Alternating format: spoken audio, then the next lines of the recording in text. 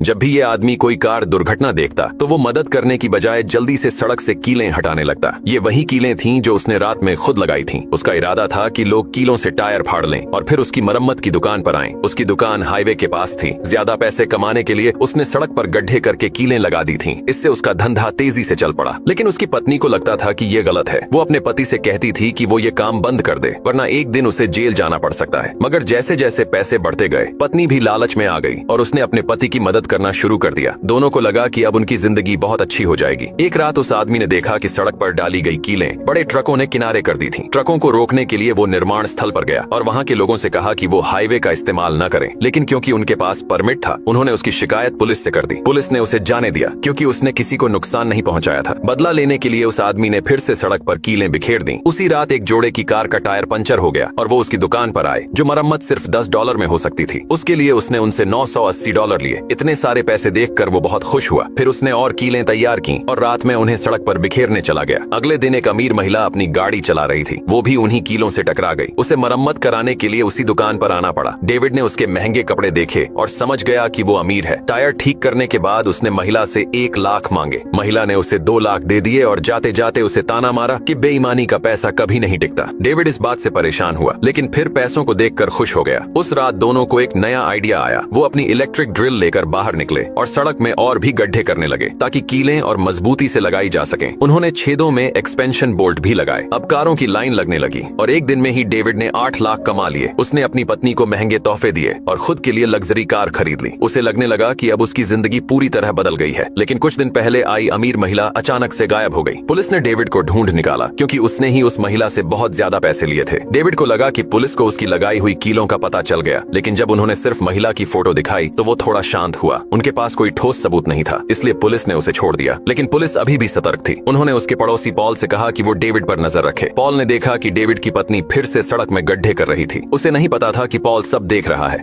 ये लड़का दुनिया की सबसे ऊंची इमारत पर खड़ा था। उसने अपने सोशल मीडिया पर लाइव स्ट्रीम शुरू किया ताकि उसका वीडियो वायरल हो जाए। उसने अपने दर्शकों से कहा कि वो 1000 फुट ऊंचे बिजली के खंभे पर चढ़ने जा रहा है। तभी अचानक एक और आदमी वहां आ गया। उसने जैक को चुनौती दी और कहा कि जो पहले ऊपर पहुंचेगा वही जीत जाएगा। बिना समय गवाए दोनों ने मुकाबला शुरू कर दिया। वो इमारत पर बने एक पुल से कूदे और बिजली के खंभे की ओर दौड़े। चढ़ाई बहुत खतरनाक थी, लेकिन रोमांच से भरी हुई थी। उनके पास कोई सुरक्षा उपकरण नहीं था। वो केवल अपने हाथों से चढ़ रहे थे। दोनों बिना डरे लोहे के हुक पकड़कर ऊपर चढ़ते गए। आखिरकार दोनों एक ही समय पर खंभे की ऊंचाई पर पहुंच गए। जब उनका चैलेंज पूरा हो गया तो उन्होंने खुशी में ऊपर बैठकर खाना ऑर्डर कर दिया। तभी उनमें से एक को महसूस हुआ कि खंभा हल्का हल्का हिल रहा है। दूसरे ने उसकी बात नहीं मानी और बोला कि ये लोहे का बना है और सिर्फ तेज तूफान आने पर ही हिलता है। जैसे ही उसने ये कहा,